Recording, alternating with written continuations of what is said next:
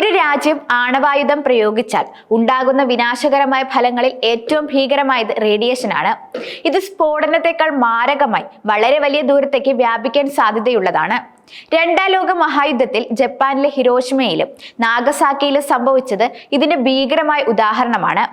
അന്ന് അണുബോംബ് സ്ഫോടനത്തിൽ തൽക്ഷണം മരിച്ചവരെക്കാൾ എത്രയോ അധികമായിരുന്നു റേഡിയേഷൻ മൂലം പിന്നീട് മരണപ്പെട്ടവരുടെ എണ്ണം. അടുത്തിടെ ജമ്മു കാശ്മീരിലെ പെഹൽഗാമിൽ ഭീകരാക്രമണം നടന്നതിന് ഏകദേശം 15 ദിവസങ്ങൾക്ക് ശേഷം ഇന്ത്യ ഓപ്പറേഷൻ സിന്ദൂർ എന്ന പേരിൽ പാകിസ്ഥാനിലെ ഭീകര കേന്ദ്രങ്ങളിൽ മിസൈൽ ആക്രമണം നടത്തിയിരുന്നു. ഈ സൈനിക നടപടിയിൽ ജെയ്ഷെ ഇ മുഹമ്മദ്, ലഷ്കർ ഇ തൊയ്ബ തുടങ്ങിയ ഭീകര സംഘടനകളുടെ 9ഓളം താവളങ്ങൾ തകർക്കുകയും 100ഓളം ഭീകരരെ വധിക്കുകയും ചെയ്തിരുന്നു. ഈ സാഹചര്യത്തിൽ പാകിസ്ഥാൻ തുടർച്ചയായി ഇന്ത്യയെ ആണവായുധം ഉപയോഗിച്ച് ഭീഷണിപ്പെടുത്തുന്നതായി റിപ്പോർട്ടുകളുണ്ട്. ഇന്ത്യയും പാകിസ്ഥാനും ആണവശക്തികളായതിനാൽ ഇരു രാജ്യങ്ങൾക്കുമിടയിൽ ഒരു യുദ്ധം ഉണ്ടായാൽ അണുബോംബ് ഉപയോഗിക്കാനുള്ള സാധ്യത തള്ളിക്കളയാനാവില്ല. അതേസമയം അണുബോംബ് ലോകത്തിലെ ഏറ്റവും വിനാശകരമായ ആയുധങ്ങളിലൊന്നാണ്. ഹിരോഷിമയിലും നാഗസാക്കിയിലും അമേരിക്കൻ ഐക്യനാടുകൾ വർഷിച്ച അണുബോംബുകളുടെ ഭീകരത ലോകം നേരിട്ട് അനുഭവിച്ചതാണ്. ഹിരോഷിമയിൽ ഏതാനും നിമിഷങ്ങൾക്കുള്ളിൽ ഏകദേശം 80,000 പേർ മരിക്കുകയും സ്ഫോടനത്തിലുണ്ടായ അത്യുഷ്ണത്തിൽ നിരവധി പേർക്ക് ഗുരുതരമായ പൊള്ളലേൽക്കുകയും ചെയ്തിരുന്നതാണ്. എന്നാൽ അതിനേക്കാൾ ഭീകരമായിരുന്നു തുടർന്നുണ്ടായ റേഡിയേഷൻ. ഇത് ദൂരവ്യാപകമായി പടർന്നു പിടിക്കുകയും പിന്നീട് അനേകം ആളുകൾ ഈ വികിരണത്തിന്റെ ദോഷഫലങ്ങൾ മൂലം മരണത്തിന് കീഴടങ്ങുകയും ചെയ്തു. ഈ റേഡിയേഷന്റെ ദോഷകരമായ പ്രഭാവം ഇന്നും ഹിരോഷിമയിൽ കാണാൻ സാധിക്കും. നാഗസാക്കിയിലെ സ്ഥിതിയും വ്യത്യസ്തമായിരുന്നില്ല. അവിടുത്തെ ആണവാക്രമണത്തിൽ നഗരത്തിന്റെ 80% നശിക്കുകയായിരുന്നു. ഒരു രാജ്യം ആണവാക്രമണം നടത്തിയാൽ അതിനെ പ്രതിരോധിക്കാൻ നമുക്ക് വളരെ കുറഞ്ഞ സമയം മാത്രമേ ലഭിക്കൂ എന്ന് ആദ്യമായി മനസ്സിലാക്കുക.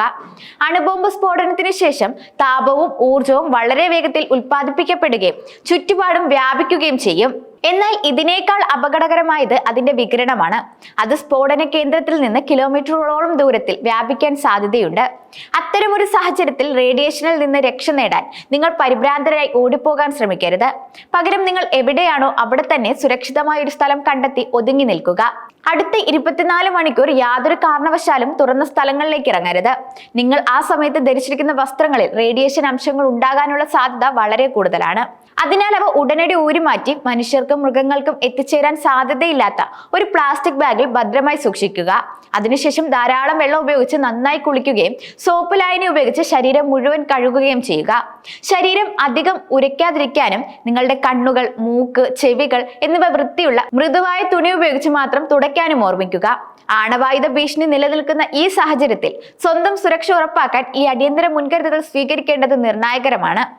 മറ്റൊരു കാര്യം, ജ്യോതിഷി സ്വാമി യോഗേശ്വരാനന്ദഗിരിയുടെ പ്രവചനം ഇപ്പോൾ സോഷ്യൽ മീഡിയയിൽ വൈറലായിക്കൊണ്ടിരിക്കുന്നു എന്നതാണ്. 2025 മെയ് മാസത്തിൽ ഗുരുതരമായ പ്രത്യാഘാതങ്ങൾ ഉണ്ടാക്കുന്ന ഒരു അപൂർവ പ്രപഞ്ച വിന്യാസം സംഭവിക്കുമെന്നായിരുന്നു ജ്യോതിഷിയുടെ പ്രവചനം. സംഭവിക്കാൻ പോകുന്ന കാര്യങ്ങളെ പുരാതന സംഭവങ്ങളുമായി, പ്രത്യേകിച്ച് മഹാഭാരതത്തിലെ വലിയ യുദ്ധങ്ങളോട് ബന്ധപ്പെടുത്തിയായിരുന്നു അദ്ദേഹം സംസാരിച്ചത്. 10 മാസങ്ങൾക്ക് മുൻപ് ഒരു യൂട്യൂബ് ചാനലിന് നൽകിയ അഭിമുഖത്തിലായിരുന്നു ഇക്കാര്യം പ്രവചിച്ചത്. ഇപ്പോൾ ഇന്ത്യ പാകിസ്ഥാൻ സംഘർഷം ഉണ്ടായതോടെയാണ് അദ്ദേഹത്തിന്റെ വാക്കുകൾ വീണ്ടും ചർച്ചയാവുന്നത്. മെയ് 30 ഒരു ഗ്രഹ സമവാക്യം രൂപപ്പെടുന്നു.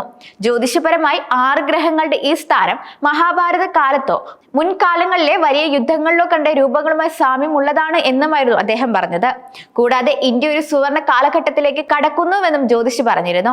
വരാനിരിക്കുന്ന സംഭവങ്ങൾ ഇന്ത്യക്ക് അനുകൂലമാണെന്നും അദ്ദേഹം പ്രവചിച്ചു. ഇന്ത്യയുടെ സുവർണ കാലഘട്ടമാണെന്ന് തനിക്ക് പറയാൻ കഴിയും. ഇന്ത്യ അതിന്റെ ഉന്നതിയിലാണെന്നും അദ്ദേഹം വ്യക്തമാക്കിയിരുന്നു. അതേസമയം രാജ്യത്ത് സംഘർഷാവസ്ഥ നിലനിൽക്കുന്ന സാഹചര്യത്തിൽ ഇന്ത്യയിലെ പ്രമുഖ മുസ്ലിം വാർത്താ ഇൻസ്റ്റഗ്രാം പേജ് മെറ്റ നിരോധിച്ചിരുന്നു. 6.7 ലക്ഷം ഫോളോവേഴ്സുള്ള @മുസ്ലിം അക്കൗണ്ട് പ്രാദേശിക നിയമങ്ങൾക്ക് വിരുദ്ധമാണ് എന്ന് ചൂണ്ടിക്കാട്ടി ഇന്ത്യൻ സർക്കാരിന്റെ അഭ്യർത്ഥന പ്രകാരമായിരുന്നു നിരോധനം. ഇത് സെൻസർഷിപ്പ് ആണെന്ന് അക്കൗണ്ടിന്റെ സ്ഥാപകനും എഡിറ്റർ ഇൻ ചീഫുമായ അമീർ അൽ ഖദഹത്ബെ ആരോപിച്ചു. @മുസ്ലിം എന്ന ഇൻസ്റ്റഗ്രാം പേജ് ലോകമെമ്പാടും മുസ്ലിം സമുദായവുമായി ബന്ധപ്പെട്ട വാർത്തകളും വിവരങ്ങളും പങ്കുവെക്കുന്ന ഒരു പ്രമുഖ സോഷ്യൽ മീഡിയ പ്ലാറ്റ്ഫോമാണ്. 6.7 ലക്ഷത്തിലധികം ഫോളോവേഴ്സുള്ള ഈ പേജ് മുസ്ലിം ലോകത്തെ രാഷ്ട്രീയ, സാമൂഹിക, സാംസ്കാരിക വിഷയങ്ങളെ കുറിച്ചുള്ള വാർത്തകൾ, അപ്ഡേറ്റുകൾ, വിശകലനങ്ങൾ എന്നിവ നൽകുന്നതിൽ പ്രശസ്തമാണ്. അമീർ അൽ കദാഹത്ബെ എന്ന എഡിറ്റർ ഇൻ ചീഫിന്റെ നേതൃത്വത്തിൽ സത്യം രേഖപ്പെടുത്തുകയും നീതിക്ക് വേണ്ടി ശബ്ദമുയർത്തുകയും ചെയ്യുക എന്നതാണ് പേജിന്റെ ലക്ഷ്യം. ഇന്ത്യയിലെ ഉപഭോക്താക്കൾക്ക് @മുസ്ലിം പേജിലെ പോസ്റ്റുകൾ ആക്സസ് ചെയ്യാൻ ശ്രമിക്കുമ്പോൾ ഈ ഉള്ളടക്കം നിയന്ത്രിക്കാനുള്ള നിയമപരമായ അഭ്യർത്ഥന ഞങ്ങൾ പാലിച്ചതിനാൽ ഇന്ത്യയിൽ അക്കൗണ്ട് ലഭ്യമല്ല എന്ന സന്ദേശമാണ് ലഭിക്കുന്നത്. ഇന്ത്യയും പാകിസ്ഥാനും തമ്മിലുള്ള ശത്രുത രൂക്ഷമാകുന്ന പശ്ചാത്തലത്തിലാണ് നിരോധനം ഏർപ്പെടുത്തിയത്. പാകിസ്ഥാൻ നടന്മാരുടെയും ക്രിക്കറ്റ് താരങ്ങളുടെയും സോഷ്യൽ മീഡിയ അക്കൗണ്ടുകൾക്ക് ഇന്ത്യയിൽ നിരോധനം ഏർപ്പെടുത്തിയിരുന്നു. മുൻ പ്രധാനമന്ത്രി ഇമ്രാൻഖാന്റെ ഇൻസ്റ്റഗ്രാം അക്കൗണ്ടും ബ്ലോക്ക് ചെയ്തിരുന്നു. ബോളിവുഡ് താരങ്ങളായ ഫഹാദ് ഖാൻ, ആതിഫ് അസ്ലം, ക്രിക്കറ്റ് താരങ്ങളായ ബാബർ അസം, മുഹമ്മദ് റിസ്വാൻ തുടങ്ങിയവരുടെ അക്കൗണ്ടുകളും നിരോധിച്ചു. അതേസമയം ഇന്ത്യ പാക് ശത്രുത ഓൺലൈനിൽ തെറ്റായ വിവരങ്ങളുടെ പ്രവാഹത്തിന് കാരണമായിട്ടുണ്ട്. ഡീപ് ഫേക്ക് വീഡിയോകളും കാലഹരണപ്പെട്ട ചിത്രങ്ങളും സോഷ്യൽ മീഡിയയിൽ പ്രചരിക്കുന്നുണ്ട്.